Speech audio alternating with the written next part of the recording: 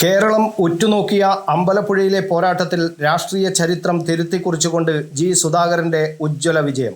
പതിറ്റാണ്ടുകൾ നീണ്ട കമ്മ്യൂണിസ്റ്റ് ബന്ധം ഉപേക്ഷിച്ച് UDF പിന്തുണയോടെ സ്വതന്ത്രനായി ജനവിധി തേടിയ സുധാകരൻ രാഷ്ട്രീയത്തിലെ ക്രിമിനൽ വൽക്കരണത്തിനെതിരെയുള്ള തൻ്റെ പോരാട്ടം അർത്ഥവത്താണെന്ന് തെളിയിച്ചിരിക്കുകയാണ്. കടുത്ത വ്യക്തിഗത പോരാട്ടത്തിനും വൈകാരിക നിമിഷങ്ങൾക്കും സാക്ഷ്യം വഹിച്ച അമ്പലപ്പുഴയിൽ സിറ്റിംഗ് MLA H. സലാമിനെ പരാജയപ്പെടുത്തിക്കൊണ്ടാണ് സുധാകരന്റെ കുതിപ്പ്. 19,000-ന് മുകളിൽ വോട്ടുകൾക്ക് ജയിക്കുമെന്നായിരുന്നു സുധാകരന്റെ പ്രവചനം. അതിനെയും മറികടന്ന് 27,935 വോട്ടിന്റെ ഭൂരിപക്ഷത്തിനാണ് സുധാകരന്റെ വിജയം. H. സലാം 47,249 വോട്ടും BJP സ്ഥാനാർത്ഥി 16,348 വോട്ടും നേടി. 2021-ൽ 11,125 വോട്ടുകളുടെ ഭൂരിപക്ഷമായിരുന്നു LDF-ന്. 2006 മുതൽ തുടർച്ചയായി ഇടതിനൊപ്പം നിന്ന അമ്പലപ്പുഴ മണ്ഡലം നീണ്ട 20 വർഷങ്ങൾക്ക് ശേഷമാണ് UDF ചേരിയിലേക്ക് തിരിച്ചെത്തുന്നത്. 2006, 2011, 2016 വർഷങ്ങളിൽ ജി സുധാകരനും 2021-ൽ H. സലാമും CPM സ്ഥാനാർത്ഥികളായാണ് ഇവിടെ വിജയിച്ചത്. തദ്ദേശ തെരഞ്ഞെടുപ്പിൽ ആലപ്പുഴ നഗരസഭയിലെ 27 വാർഡുകളിൽ 13 എണ്ണവും UDF നേടിയിരുന്നു. 2021-ലെ നിയമസഭാ തെരഞ്ഞെടുപ്പിൽ LDF-ന് വ്യക്തമായ ആധിപത്യമുണ്ടായിരുന്ന മണ്ഡലമായിരുന്നു അമ്പലപ്പുഴ.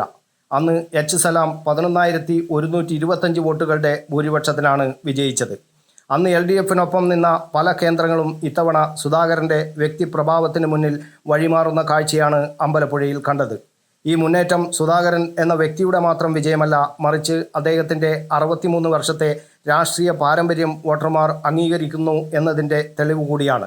10ാം ക്ലാസ്സിൽ പഠിക്കുമ്പോൾ വള്ളിക്കുന്നം സ്കൂളിൽ നിന്ന് തുടങ്ങിയ രാഷ്ട്രീയ ജീവിതം 1977-ൽ കൊല്ലപ്പെട്ട സഹോദരൻ G. ഭുവനേശ്വരൻ്റെ രക്തസാക്ഷിത്വം സുധാകരൻ്റെ രാഷ്ട്രീയത്തെ കൂടുതൽ കരുത്തുറ്റതാക്കി.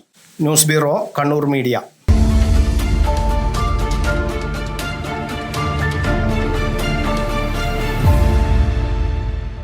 ശരി, പറയും എന്താ ഇങ്ങനെ പ്ലാൻ?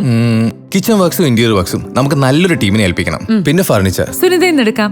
അവിടെ ആകുമ്പോ എല്ലാ മോഡൽ ഫർണിച്ചറും അവൈലബിൾ ആണ്. മോഡേൺ വേണമെങ്കിൽ മോഡേൺ, ട്രഡീഷണൽ വേണമെങ്കിൽ ട്രഡീഷണൽ. ഇനിയിപ്പോ ഇമ്പോർട്ടഡ് ഫർണിച്ചർ വേണമെങ്കിലോ അതും സുനിതയിലുണ്ട്. ചേട്ടാ, ഫർണിച്ചർ സുനിതയെന്നാണെങ്കിൽ മോഡുലർ കിച്ചണും ഇന്റീരിയർ വർക്സും അവരെ തന്നെ ഏൽപ്പിച്ചാ പോരെ? അതിനവർ ഇന്റീരിയർ വർക്സ് ഒക്കെ ചെയ്യുന്നുണ്ടോ? ഒരു വീടിന്റെ മുഴുവൻ ഇന്റീരിയർ ഡിസൈൻ ചെയ്ത് ഫിനിഷ് ചെയ്യാനുള്ള സ്പെഷ്യലൈസ്ഡ് ആൻഡ് എക്സ്പീരിയൻസ് ടീമും സ്വന്തമായ ഒരു മാനുഫാക്ചറിംഗ് യൂണിറ്റും ഉണ്ട് സുനിതയ്ക്ക്. ഇപ്പോൾ ഏത് ജനറേഷന്റെയും ഫേവറേറ്റ് സുനിത ഫർണിച്ചർ.